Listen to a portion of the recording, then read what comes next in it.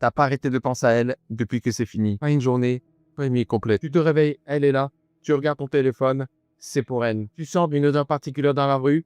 Tu es de retour 6 mois en arrière. Et toi, tu penses que c'est de l'amour, que t'as pas tourné la page parce que les sentiments étaient trop forts? Non, ton cerveau est en état de sevrage, comme un toxicomane qui essaye d'arrêter. Parce que c'est plus difficile à entendre que le temps guérit tout. Dans cette vidéo, je vais te montrer exactement ce qui se passe dans ta tête et pourquoi tu feras jamais de réel progrès sans l'avoir bien compris. Allez, c'est parti. Alors, quand tu étais avec elle, ton cerveau produisait de la dopamine. Et la dopamine, pour faire très simple, c'est la molécule du manque. En gros, c'est ce que produit ton cerveau quand il anticipe quelque chose de bon pour toi. Un message d'aide, dopamine. Elle te touche, dopamine. Elle rit avec toi, encore dopamine. Et là, ton cerveau a appris que cette femme égale plaisir. Il a été câblé pour ça. Il a construit des circuits entiers juste pour elle dans ta tête. Et puis tout d'un coup, elle est partie. Et ces circuits sont toujours là, mais la récompense n'est plus là. Alors qu'est-ce qu'il fait ton cerveau à ce moment-là? Il crie, il t'envoie des signaux de manque, notamment des pensées intrusives, de l'anxiété, une douleur physique dans ta poitrine. Oui, oui, physique, pas métaphorique. Des études ont scanné le cerveau des gens après une rupture et ils ont découvert que les zones qui s'activent après une rupture sont les mêmes qu'un toxicomane en manque. Les mêmes, c'est pas une métaphore, c'est de la neurologie. Et là, tu dois bien comprendre un truc. Tu ne souffres pas parce que tu es faible, tu souffres parce que ton cerveau est en sevrage d'une substance. Et tu l'auras compris, cette substance, c'est DN. Et comme tout sevrage, plus tu résistes, plus ce sera intense au début. Car ton cerveau fait tout pour te ramener à la source, vers elle. Et c'est pour ça que tu reprends ton téléphone. C'est pour ça que tu relis les anciens messages. C'est pour ça que tu passes devant chez elle. Par hasard, c'est pas de l'amour, c'est de la dépendance chimique. Et c'est quoi la différence entre les deux? L'amour te rend ailleurs, la dépendance te rend faible. Et dans la partie 2, je vais te lister les comportements et tu en auras au minimum 2, je te le garantis. Maintenant, je vais te lister les comportements et s'il te plaît, sois honnête avec toi-même. Premier comportement, tu surveilles ses réseaux.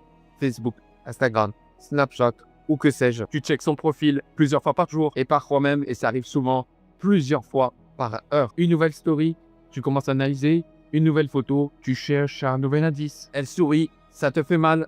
Elle a l'air triste, tu te dis, il y a encore d'espoir. Et tu vois ça, c'est le comportement d'un dépendant qui cherche sa dose. Deuxième comportement, tu relis les anciens messages, tu regardes les anciennes photos, tu réécoutes même les anciens vocaux. Tu retournes dans les souvenirs comme si tu pouvais t'y installer. Comme si rester dans le passé allait changer le présent. Troisième comportement, tu parles d'elle à tout le monde. Tu ramènes chaque conversation à elle. Par exemple, ton pote te parle de ce week-end qu'il veut faire. Et là, tu lui dis, ah, ça me rappelle quand j'étais avec mon ex, on avait fait ci et ça. Et tu sais ce que c'est le pire dans tout ça? C'est que t'en as parfaitement conscience. Tu sais que tu en fais trop, mais tu ne peux pas l'arrêter. C'est trop dur pour toi. Quatrième comportement, celui-là, il est vicieux. Tu sabotes tes nouvelles rencontres. Tu rencontres une nouvelle femme. Elle est bien. Elle s'intéresse à toi. Mais toi, inconsciemment, tu la compares avec ton ex. Elle parle, t'entends la voix de ton ex. Elle rit, ça ressemble pas à son rire à elle. Résultat, tu lui trouves plein de défauts et tu te désinvestis totalement. Tu fais saboter ce qui commence avant même que c'est vraiment commencé. Et pourquoi d'après toi? Parce que ton cerveau est encore câblé sur ton ex et il n'accepte pas le substitut. Tu t'es reconnu dans l'un de ces comportements? Allez, j'en suis sûr. Allez, dis-le moi en commentaire. Mais j'ai envie de te dire que tout ça, c'est normal. Comme tu l'as compris, c'est un sevrage. Et comme tout sevrage, c'est difficile. Et je veux que tu comprennes bien une chose. Ces comportements, tu ne les choisis pas consciemment. Mais tu peux choisir de les arrêter. Et c'est là que la grande majorité des mecs se plantent derrière la souffrance pour éviter de faire ce choix. La souffrance, elle est réelle, mais elle devient une excuse. Et une excuse, ça ne te permet pas d'avancer. Et maintenant, dans la troisième partie, je vais te dire ce que personne ne t'a dit. Pourquoi tout ce que tu as essayé pour aller mieux ne marche pas. Je suis sûr que tout le monde t'a dit, passe à autre chose. Ta famille, tes amis, peut-être même un psy. Et tu les as écoutés. T'es sorti davantage. T'as voyagé. T'as peut-être installé Tinder, ce genre de choses. Bref, tu t'es occupé quoi. Et quel est le résultat final? Ça ne marche pas. Tu reviens toujours au même point dans ta tête. Et d'après toi, pourquoi tu reviens toujours au même point? Car passer à autre chose, c'est une distraction. Et la distraction ne marche pas contre le sevrage. Elle ne marche pas contre les circuits câblés dans ton cerveau. Je vais te prendre un exemple pour que tu comprennes bien.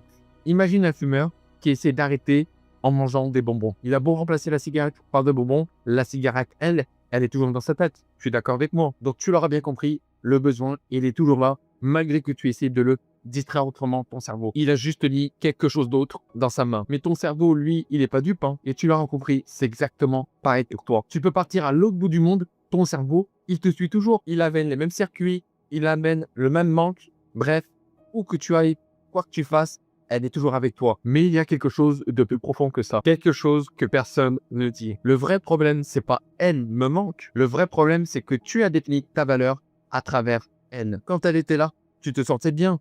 Tu avais sa validation, son regard, son attention, sa présence confirmait que tu avais de la valeur. Et quand elle est partie, elle a emporté ce miroir. Et là, tu sais plus quoi faire quand tu te regardes. Passer à autre chose, ça ne résout pas ça. Reconstruire ta propre valeur, oui. Et ça, c'est la partie que personne ne veut faire parce que c'est la plus dure, parce que ça demande de se regarder honnêtement. Et on ne va pas se mentir, ce qu'on voit très souvent, ça ne fait pas plaisir. Dans la quatrième partie, on va arriver au concret, ce que tu peux appliquer dès ce soir pour te sentir mieux. Alors, qu'est-ce que tu fais concrètement? Première chose non négociable, tu coupes de contact. Et commence pas à me dire pas de juste on reste amis ou je vais voir si elle va bien, pas de juste un dernier message pour clore, pour te dire à quel point tu étais nerveuse, etc., etc. Non. Et pour t'en convaincre, garde ça en tête.